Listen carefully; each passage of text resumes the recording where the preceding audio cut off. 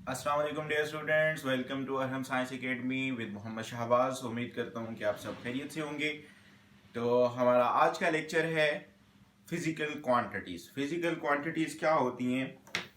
जितनी भी क्वांटिटीज़ जिनको हम मैयर कर सकते हैं वो सारी की सारी क्वांटिटीज़ कहलाती हैं फिजिकल क्वांटिटीज़। जैसे फॉर एग्जांपल आपके पास इस बोर्ड मार्कर की लेंथ हो गई, ठीक है।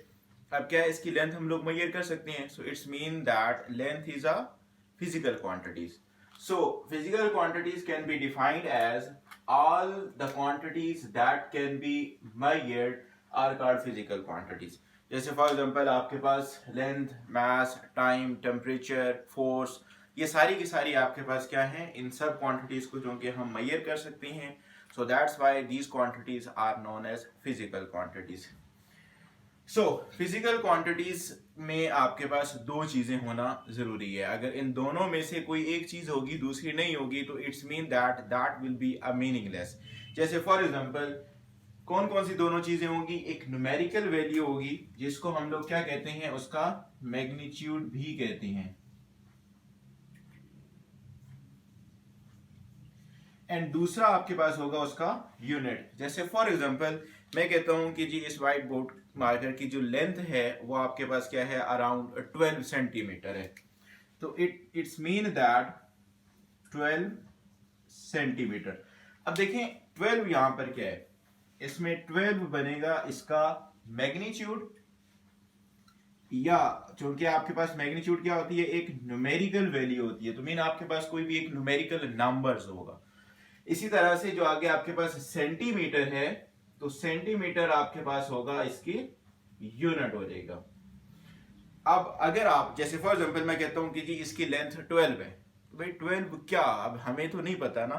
12 मीटर है, 12 किलोमीटर है, सेंटीमीटर है, मिलीमीटर है, क्या है? तो it's mean that with out unit just आप एक न्यूमेरिकल वैल्यू, एक मैग्नीट्यूड दे देंगे, वो भी मीनिंगलेस है। या इस तरह से मैं कह देता हूँ कि जी इसकी वैल्यू, इसका जो लेंथ है वो आपके पास सेंटीमीटर, भाई कितने सेंटीमीटर, उसकी एक न्यूमेरिकल वैल्यू तो दे। सो फिजिकल क्वांटिटीज को अगर आपने रिप्रेजेंट करना है तो उसके लिए मिनिमम दो चीजें होना जरूरी है। आगे फिर जाके वेक्टर्स की बात करते हैं तो साथ में डायरेक्शंस भी देना मस्ट होता है, लेकिन आपके पास इन जनरल क्या है, ये दो चीजें जो है वो आपके पास बहुत जरूरी हैं। देन अगर हम फिजिकल क्वांटिटीज की टाइप्स की बात करें तो फिजिकल क्वांटिटीज में दो टाइप्स होंगी। एक आपके पास आ जाएगी base quantity and then derived quantity. अब यहां पर देखें बेस क्वांटिटी आपके पास क्या बनेगी, नाम से लग रहा है बेस, मतलब किसी चीज की क्या होगी, ये एक बेस बनेगी। अब क्या, so the base quantities are simplest form of physical quantities. Mean जितनी भी फिजिकल क्वांटिटीज हैं उनकी ये सबसे सिंपलेस्ट फॉर्म है, और इसकी बेस पे, on the basis of which the other quantities can B derived.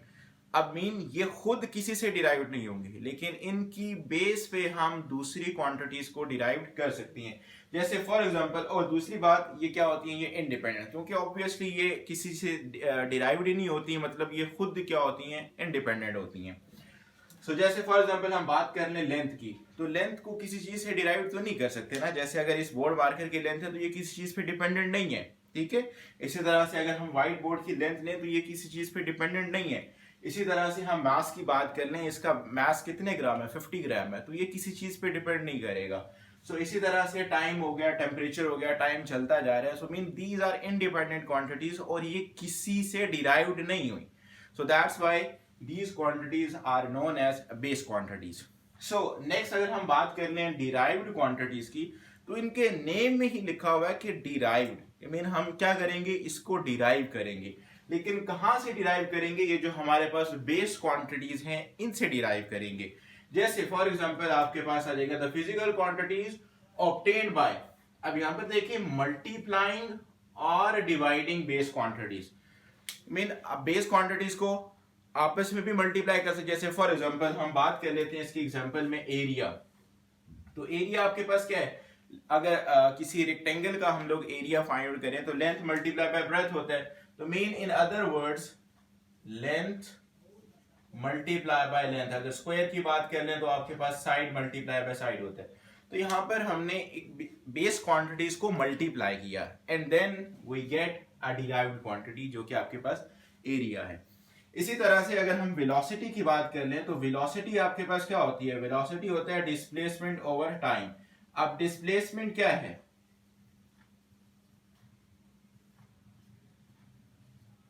Displacement भी आपके पास क्या है, एक बेस क्वांटिटी है और टाइम आपके पास बेस क्वांटिटी है। तो यहां पर देखें कि हमने दो बेस क्वांटिटीज को डिवाइड करके एंड अदर क्वांटिटी जो है वो डिराइव की, that is known as velocity. So these quantities are known as derived quantity. So इसी तरह से अगर हम एक्सेलरेशन की बात कर लें, वो जो कि आपके पास वेलोसिटी पर यूनिट टाइम होता है, क्योंकि वेलोसिटी को हम डिस्प्लेसमेंट और टाइम से जो है वो डिराइव करती हैं। तो बेसिकली इन सब के पीछे बेस क्या बनती है, वो बेस क्वांटिटीज ही बनती है। इसी तरह से अगर हम फोर्स की बात कर लें तो फोर्स भी आपके पास F is equal to M A होता है। अब यहां पर भी आपके पास क्या है, M is a base quantity. फिर एक्सेलरेशन की बात करें तो वो वेलोसिटी और टाइम से आता है, वेलोसिटी की बात करें तो वो डिस्प्लेसमेंट और टाइम। इन अगेन वही आपके पास जो एंड जाके रिजल्ट बनता है वो आपके पास क्या है, that is the base quantities. And another thing, आपके पास जो डिराइव्ड क्वांटिटीज होती हैं दैट आर डिपेंडेंट क्वांटिटीज। जैसे फॉर एग्जांपल एरिया की बात करें तो वो लेंथ इनटू लेंथ, मतलब आपके पास डिस्टेंस पे डिपेंड कर रहा है। हम वेलोसिटी की बात करें तो वो displacement over time in length और टाइम पे डिपेंडेंट है। तो इस वजह से आपके पास जो डिराइव्ड क्वांटिटीज होती हैं दैट आर डिपेंडेंट क्वांटिटीज। तो उम्मीद करता हूं कि आपको ये समझ आ गई होगी। तो मिलते हैं इंशाल्लाह नेक्स्ट वीडियो के अंदर, तब तक के लिए अल्लाह हाफिज।